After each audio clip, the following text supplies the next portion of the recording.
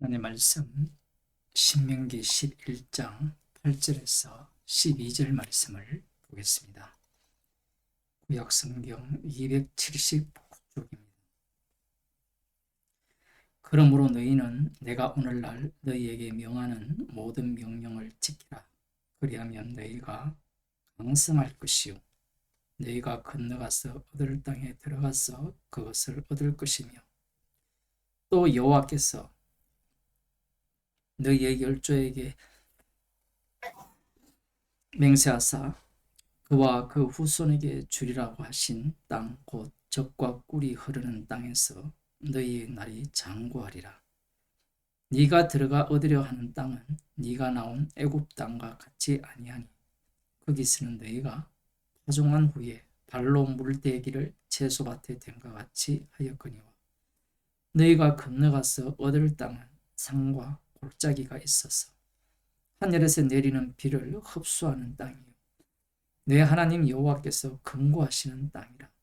세초부터 세말까지 내 하나님 여호와의 눈이 항상 그 위에 있느니라. 계속해서 여호와께서 명하신 것을 지키라고 하십니다. 그렇게 하면 너희가 강성할 것이라 그렇게 말씀하시고요.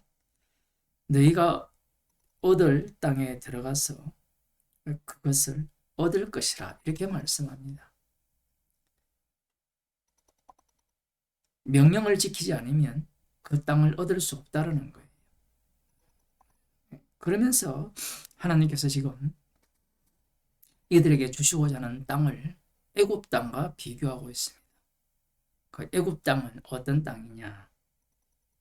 우리가 중고등학교 때 배웠잖아요. 관계 시설이 잘 돼 있는 땅이죠. 나일강의 범람, 그 범람을 잘 이용해서 관계 시설을 만들어서 수확을 많이 하는 그런 농경사회라 보시면 됩니다. 이스라엘 백성들이 애굽에 살 때 애굽의 땅은 그러한 땅이었다라는 거예요. 10절에 보면 네가 들어가 얻으려 하는 땅은 네가 나온 애굽 땅과 같지 아니하니 거기서는 너희가 파종한 후에 발로 물대기를 채소밭에 댐과 같이 하였거니와 관계수로를 만들었고 댐을 만들어서 농사를 지었다는 거예요. 하지만 여호와 하나님께서 주시는 그 땅은 애굽과 다르다라는 겁니다. 그 다른 것은 어떤 거냐라고 하면 11절에 너희가 건너가서 얻을 땅은 산과 골짜기가 있어서 하늘에서 내리는 비를 흡수하는 땅이요 내 하나님 여호와께서 근고하시는 땅이라. 세초부터 세말까지 내 하나님 여호와의 눈이 항상 그 위에 있느니라. 이스라엘 자손들이 얻을 땅은 나일강처럼 범람하는 그러한 어떤 땅이 아니라 골짜기가 있다라는 거죠. 그 헤르몬산에서 내려오는 그 물, 그러한 것들을 통하여서 이스라엘 백성들이 젖과 꿀이 흐르는 땅으로서의 그 모습을 보게 될 거라고 말씀합니다. 자, 이렇게 보게 되면 애굽의 땅과 약속의 땅의 차이가 무엇이냐? 어떤 사람들은 애굽 땅은 사람이 끊임없이 노력해야 되지만 약속의 땅은 은혜의 땅이기 때문에 끊임없는 그 노력이 필요 없는 땅이다. 이렇게 말하는 경우도 있어요. 우리들도 어릴 때부터 이 젖과 꿀이 흐르는 땅이라 이야기하면 그곳에 들어가면 일도 하지 않고 그냥 놀면서 먹고 마실 수 있을 것이라 그런 상상을 하잖아요. 그러나 신명기 5장에 보면 여호와 하나님께서 안식일을 지키라고 말씀하시면서 6일 동안 힘써 일하라고 하셨어요. 힘써 일해야 됩니다. 힘써 일하지 않으면 젖과 꿀이 흐르는 땅에서 젖과 꿀을 주지 않아요. 그게 약속의 땅입니다. 관계수로라는 것은 우리가 보기에는 매우 인간의 그 힘든 노동력이 들어간다라고 생각을 하죠. 약속의 땅은 그렇지 않는가? 마찬가지입니다. 중국의 트루판이라는 지역이 있어요. 거기는 세계에서 두 번째로 해발 마이너스 153m 정도 되는 곳인데 사해보다 약간 높죠. 거기는 매우 더워요. 덥고 건조한데 뭐 비도 별로 없습니다. 그런데 그곳의 포도는요 꿀맛이거든요.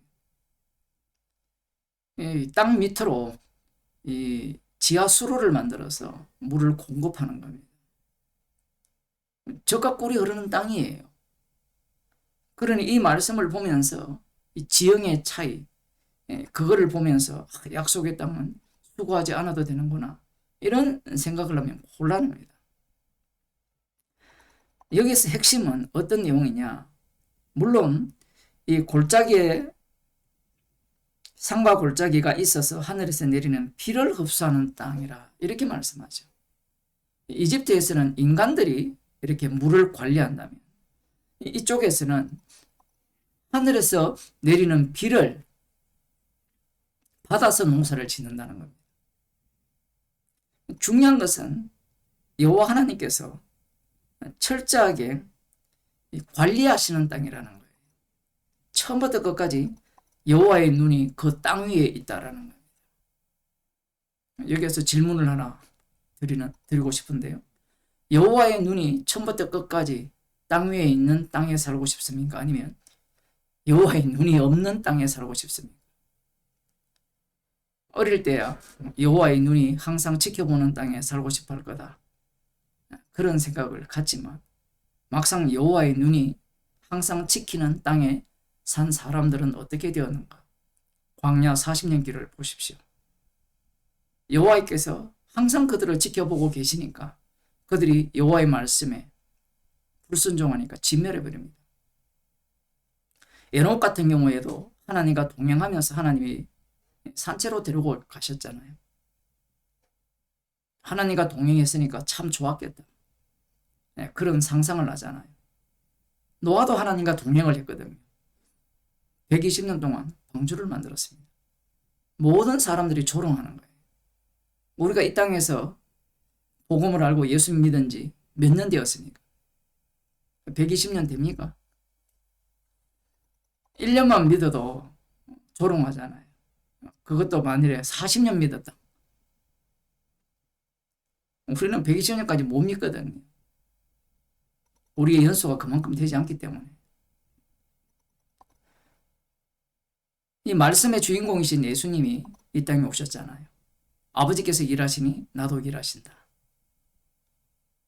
예수님이 아버지와 동행을 했잖아요. 어떻게 사셨습니까? 왕따 중에 왕따입니다. 우리들의 예수님을 빛으로 인정을 한다라고 하지만 어둠인 세상이 빛을 용납을 했느냐라는 거예요. 용납하지 않습니다.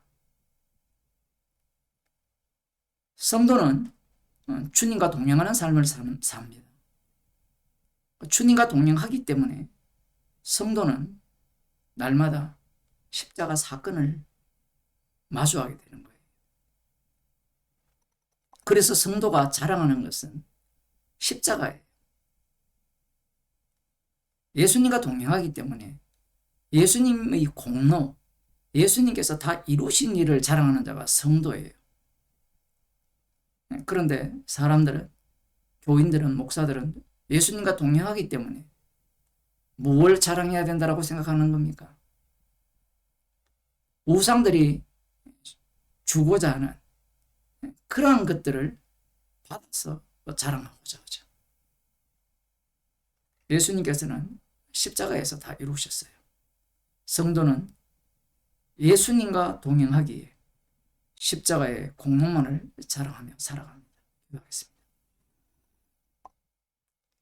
하나님 아버지, 주님이 지금도 저희와 함께 동행하시기에 주님께서 십자가에서 다 이루신 일만을 자랑케 하는 현장 속으로 저희들을 인도하심을 감사드립니다. 애굽 땅과 같은 천국이 아니라 주님의 눈이 항상 살펴보는 그리스도 안에 있는 주의 백성으로 살아가는 주의 백성이 되게 하여 주옵소서. 예수님 이름으로 기도드립니다.